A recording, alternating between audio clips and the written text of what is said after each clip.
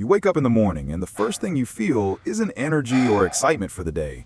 It's that deep, grinding stiffness in your knees. You try to open a jar and your fingers protest. You walk up the stairs and your hips feel like they're rusted shut. It takes you 20 minutes just to warm up your body enough to feel human again. So you do what everyone tells you to do. You go to the doctor or you hit up Google, and the answer is always the same generic advice. Take more vitamin D, drink more milk, you need calcium for strong bones. But what if I told you that following that standard advice, loading up on calcium and vitamin D without the missing link I'm about to show you, might actually be making your joint pain worse? Here is the scary truth. In the United States, we have a massive paradox. We consume more calcium than almost any other country on earth. We have calcium-fortified orange juice, calcium-fortified cereal, and endless dairy products. Yet, we have some of the highest rates of osteoporosis, fractures, and joint degeneration in the world. Why is that? Because that calcium isn't going into your bones. It's getting lost. It's settling in your soft tissues. It's calcifying your arteries, and it is creating painful bone spurs in your joints. Today, I'm going to reveal the #1 vitamin deficiency that almost no one is talking about. It is the traffic cop that tells calcium where to go.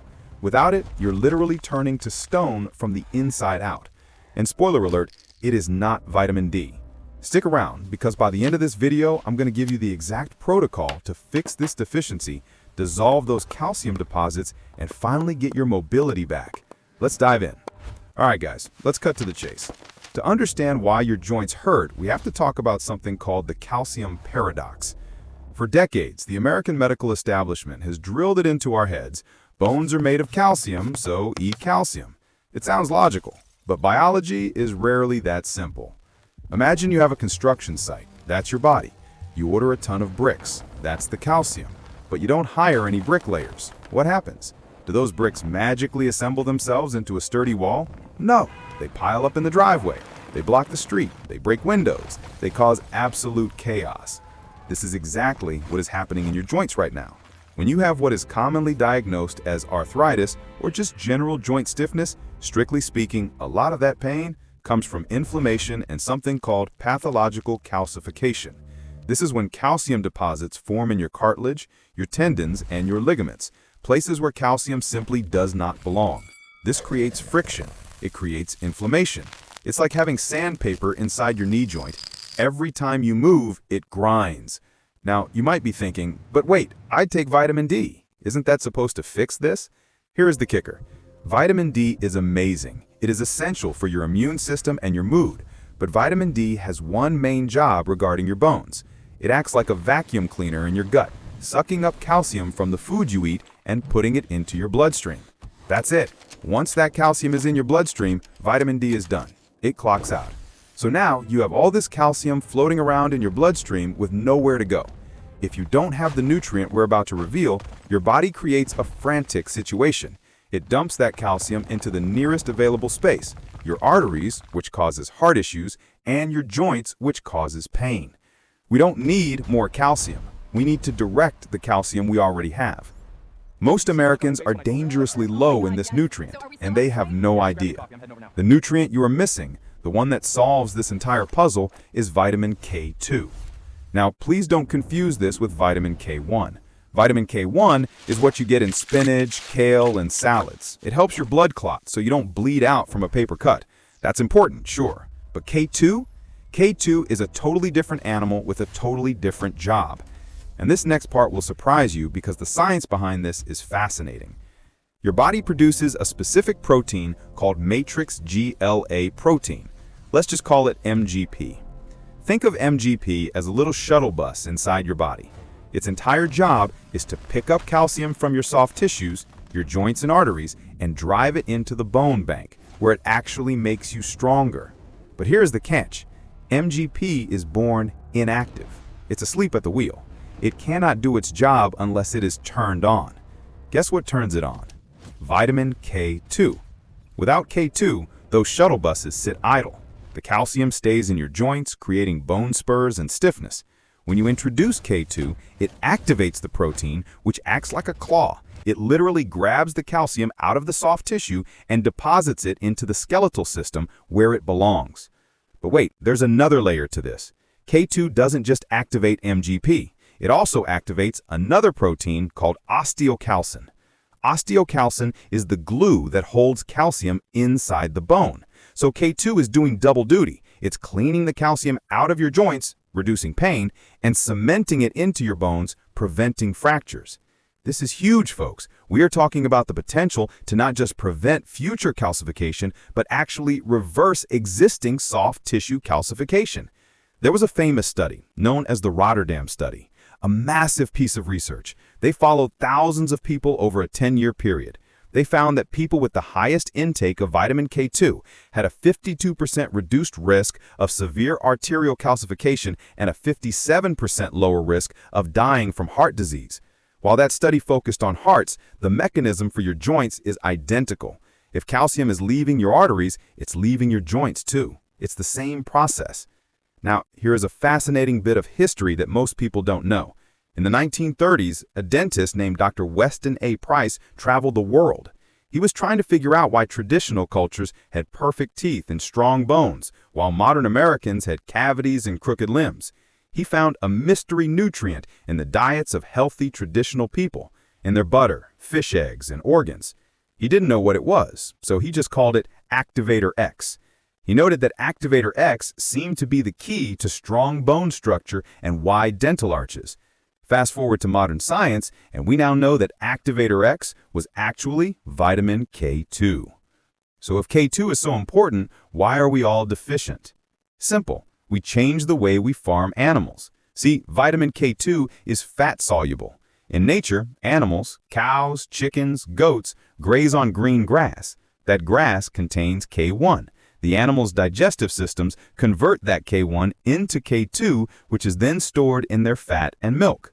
But in the U.S., almost all our livestock is grain-fed or soy-fed. They don't eat grass anymore. Because they don't eat grass, they don't produce K2. So even if you're drinking milk, eating cheese, or having a burger, you're getting almost zero K2. We also stopped fermenting our foods. Traditionally, humans ate a lot of fermented foods which are naturally rich in K2 bacteria. Now, we eat sterile, processed, boxed food. We have essentially engineered this nutrient out of the American food supply, and our joints are paying the price. If this is making sense so far, drop a quick yes in the comments right now so I know you're following along. Now, before you run out and just buy a bottle of K2, stop for a second. You need to understand the holy trinity of bone health. If you mess this part up, you might get side effects like heart palpitations or leg cramps. We already know vitamin D3 helps you absorb calcium. We know K2 directs that calcium to the bones. But there is a third player that makes it all work: magnesium. To convert vitamin D into its active form in your body, you strictly need magnesium. If you take high doses of vitamin D without magnesium, you will drain your body's magnesium reserves. This is why some people say, I took vitamin D and I felt worse. Yeah, because you induced a magnesium deficiency. And let's be real, magnesium deficiency is rampant. Our soil is depleted, and stress burns through magnesium like rocket fuel. If you are stressed or if you eat sugar, you are losing magnesium. So the formula for bulletproof joints looks like this. Number 1, vitamin D3, the gatherer. Number 2, vitamin K2, the director. And number 3, magnesium, the activator. It's not your age, it's not wear and tear, it's chemistry, and it can be fixed. Okay, let's get practical. How do you get this into your body? Option 1 is food sources. If you want to get K2 from food, you have to be very specific. The best source on the planet is natto. This is a fermented Japanese soybean dish. It is the absolute king of K2. But I'll be honest with you guys, it tastes like old socks and has a slimy, sticky texture. Most Americans I know can't stomach it. You can also get it from goose liver, also known as foie gras, but that is expensive and hard to find. Hard cheeses like Gouda and Brie are decent sources, but they need to be high quality. And finally, grass-fed butter and egg yolks. But again, this only works if the animals were actually outside eating grass. For most of us living in the States, supplementation is the most reliable route, but you have to look for a specific type. On the label, look for vitamin K2 as MK7. There's another form of K2 called MK4. It's okay, but it's synthetic and leaves your body within a few hours. You'd need multiple doses a day. MK7 is the version you want. It's natural, usually derived from natto, and it stays in your bloodstream for a full 24 hours, giving your body a steady supply to continuously pull calcium out of your joints. Now, let's talk dosage.